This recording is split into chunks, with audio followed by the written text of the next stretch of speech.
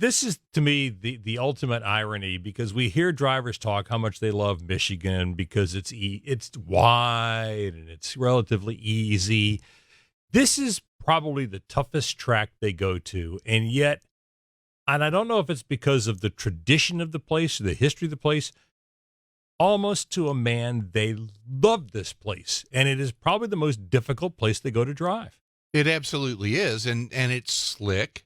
And the asphalt, although it was repaved, I think 2006, it has started to wear again. Tires are starting to get chewed up as they did in the old days. The one thing that's different about Darlington from the 1950s, 60s, and 70s when we first started going there,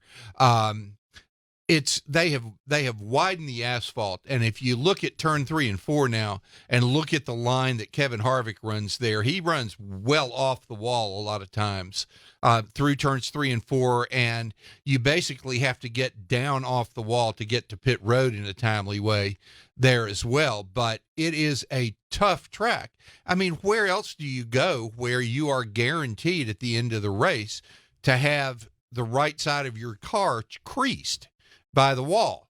I mean, it's going to happen to everybody. It just is a matter of how many times they're going to hit it. So, yeah, it's tough and it's fun to watch, and the drivers love it because it really challenges them every single race. Well, we know Byron won there earlier this year and came darn close to winning there last year, Lee, and he had a little run-in with Joey Logano that Logano ended up winning. But we know he's very good there, and this would be a good time for Byron to step up again. Or, hey, but he's just one of the 16 playoff drivers that would love to get a win there.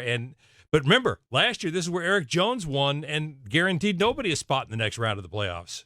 I'm working on an Erik Jones story right now, and he just, from the minute he got there, he fell in love with the place. And, you mentioned Kevin Harvick earlier. I want to say in 11 of his last 12 starts, he's got top 10s. Yeah. Absolutely. And that was the other thing. The common factor is the fact that if you love that track, you excel at that track. And a Kevin Harvick, walk-off win would be, that would be spectacular. You keep waiting. Had we not had that caution on Saturday night, maybe things might have gone the 4 cars' way. But